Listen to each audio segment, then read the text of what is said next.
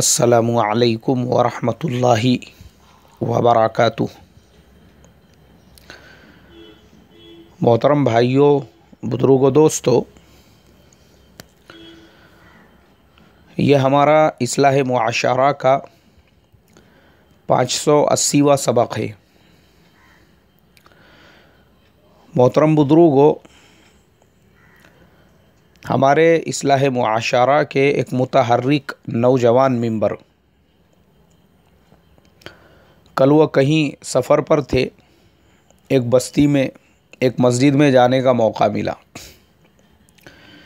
उन्होंने देखा कि मस्जिद के गेट के बाहर एक बड़ा बोर्ड लगा हुआ है और उस पर साफ़ लफ्ज़ों में लिखा हुआ है कि ये मस्जिद फ़लाने फ़लाने मसलक की, फ़लाने फ़लाने नज़रिए की है और इस नज़रिए और इस मसलक के अलावा इस मस्जिद के अंदर ये मसलक, ये मसलक, ये मसलक, इन सब का आना मना है। हमारे उन नौजवान मुतहर्रिक मेंबर ने उसकी तस्वीर लेकर मुझे भेजा। मैंने जब वो मज़मून पढ़ा, मुझे तो एकदम से झटका लगा। मैं सोचने लगा, ए अल्लाह, इस मुल्क के अंदर मुसलमान कैसे हालात का शिकार है। राजस्थान के अंदर मुसलमानों पे हमले हो रहे हैं, यूपी में मुसलमानों पे हमले हो रहे हैं, ट्रेनों में मुसलमानों पे हमले हो रहे हैं। हमला करने वाले ये नहीं देख रहे कि ये किस मसलक के हैं, किस नज़रिए के हैं। लेकिन अफसोस की बात है कि हमारे अंदर का कुत्तापन अभी तक ख़त्म नहीं हो रहा है। हम अभी भी वही देखने में लगे हुए हैं कि मस्जिद में आने वाला किस मसलक का है, जबकि अल्लाह के नबी सल्लल्लाहु अलैहि वसल्लम के ज़माने की जो मस्जिद हुआ करती थी, उस मस्जिद के अंदर यहूद, नसारा, मुशरिकीन मक्का के लिए भी दरवाज़े खुले हुआ करते थे। हमारी हदीस की किताबें इन वाक़यात से भरी हुई है कि अबू सुफियान ने नमाज के वक्त में खड़े होकर मस्जिद के अंदर ऐलान किया। यहूद अल्लाह के नबी सल्लल्लाहु अलैहि वसल्लम से मिलने के लिए मस्जिद में आया करते थे। बाहर मुल्कों के जो वफ़द और जो कासिद हुआ करते थे, वो अल्लाह के नबी सल्लल्लाहु अलैहि वसल्लम से मस्जिद में मुलाकात करते थे। यानी अल्लाह के नबी सल्लल्लाहु अलैहि वसल्लम ने अपनी मस्जिद के दरवाज़े वो हर इंसान के लिए खुले रखे थे। और आज का मुसलमान, इसने अपने मस्जिद के दरवाज़े ख़ुद मुसलमानों के लिए बंद कर दिए, बोर्ड लगा दिए बड़े बड़े। आज मोहतरम बुजुर्गों, अफसोस होता है, अफसोस। अल्लाह के नबी की ये सुन्नत हमारे जो नॉन मुस्लिम भाई है उन लोगों में आ चुकी है और हम मुसलमान कुत्तों के जैसा लड़ने में लगे हुए हैं। हमारे अंदर का ख़त्म नहीं हो रहा वो भेड़ियापन, वो आपस की लड़ाइयाँ, वो मसलकी शिद्दत पसंदी। चारों तरफ से हम जूते खा रहे हैं। उत्तर प्रदेश में बुरा हाल है, मध्य प्रदेश में बुरा हाल है, राजस्थान में क्या चल रहा है पूरा इंडिया जानता है। गुजरात के ऊपर तो मैं बात ही नहीं कर सकता कि वहाँ पे क्या हाल है।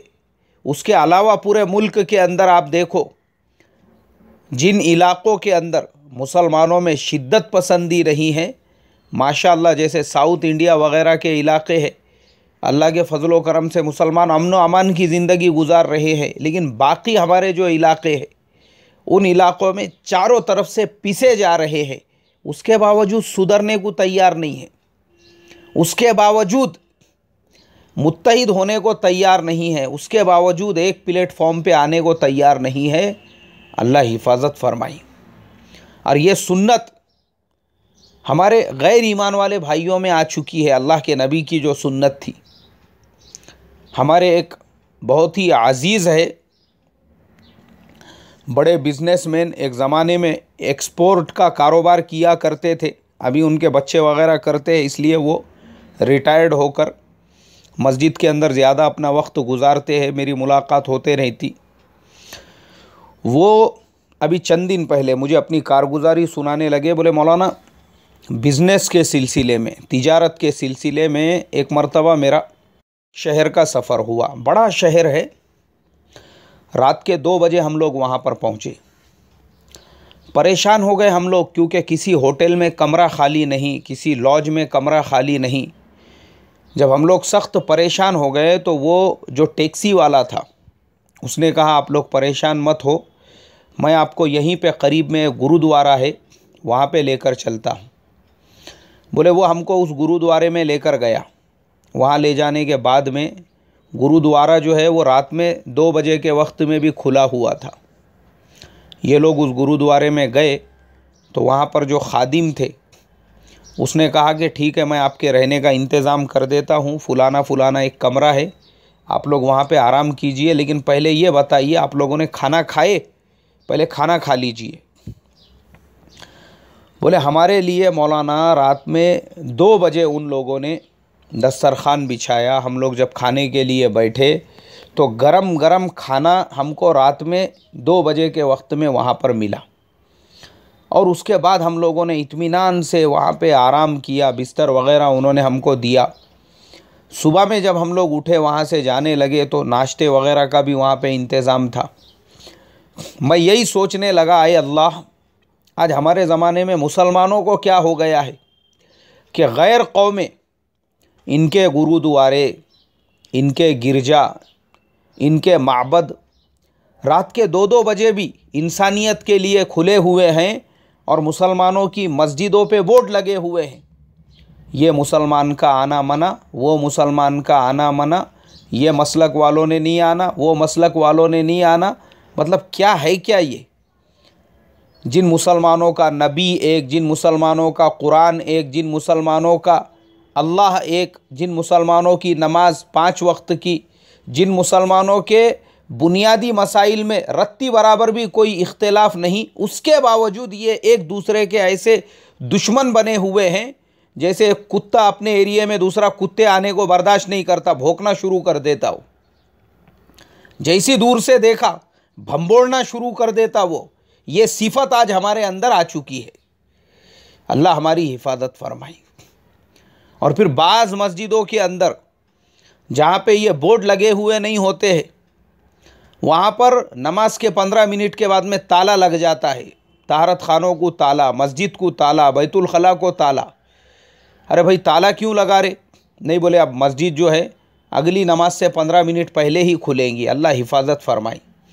आज मोहतरम बुजुर्गों, ये सोचने की बात है, सोचने की। हमने मस्जिदों को ताले लगा दिए, और जो लोगों के पास में इस्लाम नहीं है उन्होंने अपने इबादत खानों को 24 घंटे पूरी दुनिया के लिए खुला रखा। ये फ़र्क है ये हमारे और उनके दरमियान में। इसीलिए आप देखो, आरएसएस की बुनियाद आज से तकरीबन 90 साल पहले पड़ी थी। जिस वक्त आरएसएस की बुनियाद पड़ी थी, एक छोटे से कमरे के अंदर उसकी बुनियाद रखी गई थी।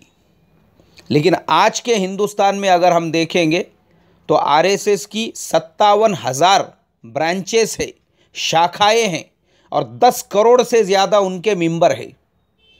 उनमें आपस में 2 टुकड़े नहीं हैं, उनमें आपस में कोई इख्तिलाफ नहीं है। लाखों हॉस्पिटल उनके चल रहे हैं, लाखों स्कूल उनके चल रहे हैं, लाखों चैरिटी के जो काम हैं वो लोग कर रहे हैं। हमारे दरमियान में ही इतना इख्तिलाफ क्यों? जिनके पास में कुरान में अल्लाह ताला ने वातसिमु बिहब्लिल्लाहि जमीअन वला तफर्रकू की आयतें 1400 साल पहले नाजिल कर दी थी, फिर भी आपस में ये भंबोड़पना, ये आपस में एक दूसरे को लड़ना, आपस में एक दूसरे से झगड़ना, ये नज़रियात, ये मसालिक, अल्लाह हिफाजत फरमाए। मोहतरम बुजुर्गों, सोचने की बात है ये। और वो आरएसएस एक कमरे से जिसकी बुनियाद पड़ी थी, एक कमरे से जिसकी शुरुआत हुई थी, आज उसने अपने नज़रिए को पूरे मुल्क में इस तरीक़े से हावी कर दिया। आज हुकूमत उनकी है। हाँ, जो सपना उन्होंने आज से 70-80 साल पहले देखा था, वो अपने ख्वाब को तकमील तक पहुंचाने के करीब करीब पहुंच चुके हैं। आज उन्होंने जैसा सोचा था कि सदर उनका होना चाहिए, उनका सदर, पीएम उनका होना चाहिए, उनका पीएम, लोकसभा में मेजॉरिटी है। अब तो राज्यसभा का मसला था, लेकिन गुजरात इलेक्शन होने के बाद में वो मसला भी ख़त्म हो गया। आने वाले 2-4 महीने के अंदर उनको राज्यसभा में भी अक्सरियत मिल जाएंगी, तो फिर खेल ख़त्म।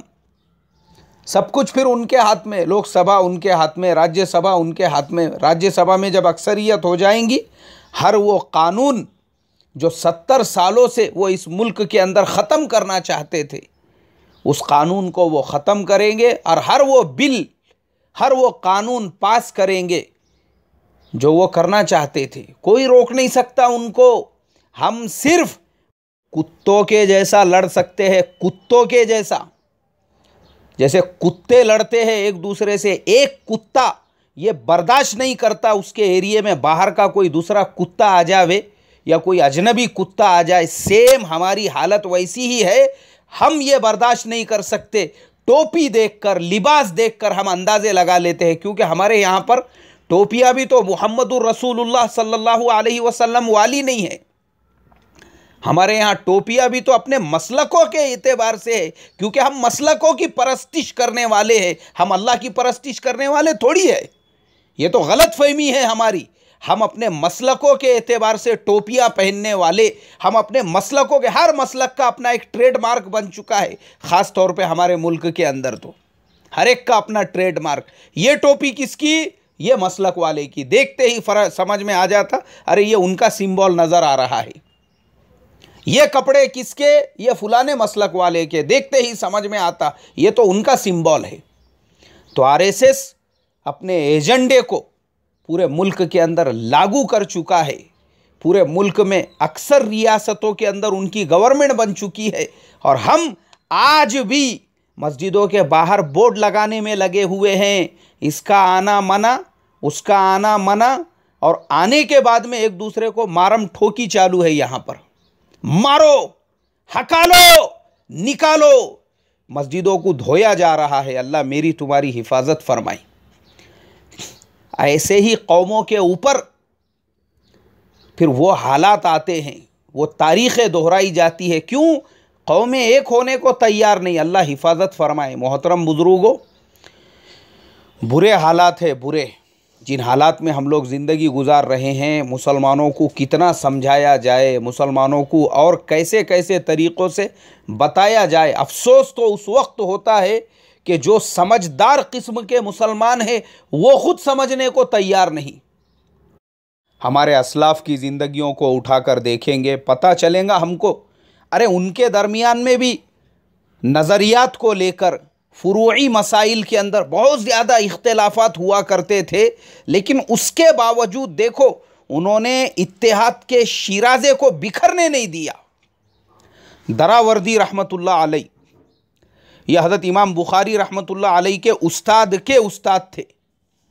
वो फरमाते हैं, ईशा की नमाज़ पढ़ के हम लोग मस्जिद नबवी सल्लल्लाहु अलैहि वसल्लम से बाहर निकल रहे थे। मैंने देखा नुअमान इब्न साबित यानी इमाम अबू हनीफ़ा और इमाम मालिक दोनों की एक दूसरे से मुलाकात हुई और एक मसले के ऊपर दोनों में मुज़ाकरा शुरू हो गया। दोनों उस मसले पर मुज़ाकरा करते रहे मस्जिद नबवी सल्लल्लाहु अलैहि वसल्लम के दरवाज़े पर, और इशा से लेकर फ़ज्र हो गई, फ़ज्र की अज़ान तक दोनों उसी जगह पर खड़े रहे।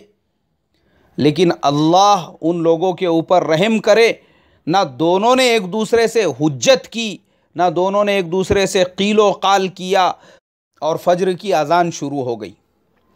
मोहतरम बुज़ुर्गों, ये हमारे बड़े थे, ये हमारे असलाफ़ थे। देखो उनकी मैच्योरिटी, उनकी समझदारी के दोनों अलग अलग मसालिक के इमाम हैं। एक मसले में आपस में दोनों के दरमियान में गुफ्तगू हो रही है, उसके बावजूद उनकी संजीदगी इशा से लेके फ़ज्र तक खड़े रहे। और हमारा ज़माना ऐसा है कि पहले तो हमको बात करने का सलीक़ा ही नहीं है। हम लोग किसी से किसी मसले में अगर इख्तिलाफ़ रखते हैं तो पहले ही हमारे अंदर का कुत्तापन ऐसा पूरी तरह से ऐसा जोश में आया हुआ होता है कि सामने वाला देखते ही मैं कैसा अटैकिंग करूं और उसको देखते ही कैसे भौंकना शुरू कर दूं, क्योंकि उतनी समझदारी ही नहीं है कि कोई दूसरे मसलक का, दूसरे नज़रिए का मिले तो संजीदगी से गुफ्तगू कैसे की जाती है। भंबोड़ना, भौंकना, काटना, ये हमारे अंदर आज आ चुका है। अल्लाह हिफाजत फरमाए।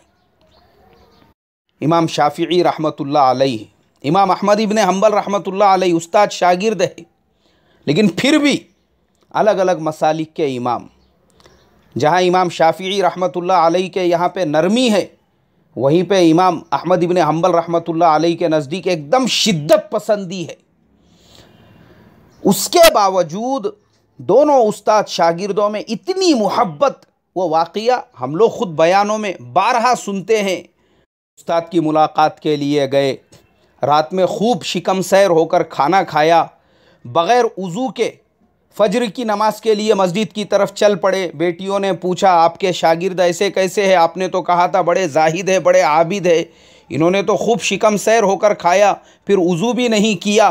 तो इमाम अहमद इब्न हम्बल रहमतुल्लाह अलैह ने सुबह में जवाब दिया कि हज़रत, आपके हलाल लुक़मों की ये बरकत थी। अल्लाह तबारक व तआला ने कुरान की एक आयत से 200 मसलों को मेरे सीने पर खोल दिया।